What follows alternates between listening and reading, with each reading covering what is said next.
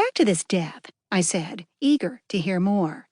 Are you telling me that something tried to eat this man whose body you found? Flanders bobbed his head from side to side, an equivocal expression on his face. Not exactly, he said. The skin wasn't broken, just bruised. But you can see tooth impressions. There was one on his arm and a much larger bite on the torso. How much larger? Nearly 12 inches wide. Organs on the bite side of his body were crushed. Did he drown, or did the crush injuries kill him? He drowned, he sighed. But the crush injuries occurred at or close to the time of death. I'm sure you can understand why certain folks in our area would prefer not to have word get out about this.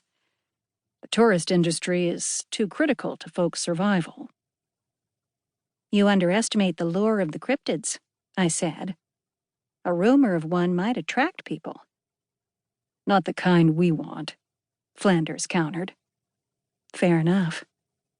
How did you come to know about what I do? I consult only part-time, and my clients thus far have all been out of state. Flanders hesitated, wincing. His cheeks flushed red.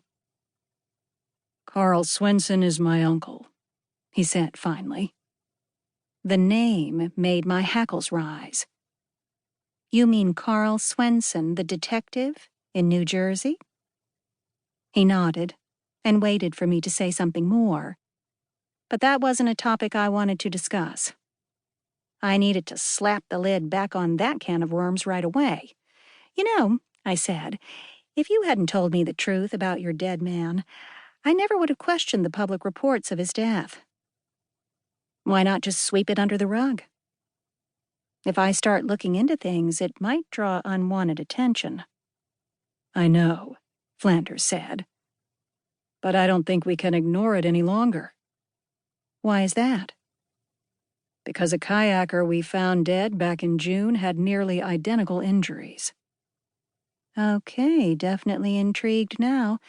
I thought for a moment, and then said, if I find a creature that's responsible for these deaths, what will happen to it? He shook his head, but said nothing. To his credit, though, he held my gaze and didn't look away. They want it dead, I said. And kept under wraps. At least he was honest. I thrust that issue aside, figuring I could deal with it later if, and when, the time came. Okay, I said. I'll need a $1,000 retainer up front, and I charge $100 an hour for my time, plus reimbursement for any equipment I might need to rent.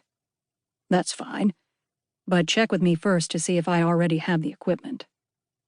Government people never let go of money that easily, and I'd purposely given him a number that was prohibitively high. His quick capitulation told me how desperate he was. To be honest, I was willing to help him for free and didn't need the money, but charging fees is a good way to weed out the crazies and test how serious someone is.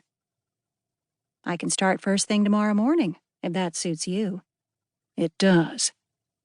I'm assuming you have access to a boat? Sure. I can arrange for a patrol boat. Great. Tell me when and where to meet you in the morning, and we'll be there. We? Flanders asked, eyebrows raised. Me and Newt, I said. I don't go anywhere without my dog.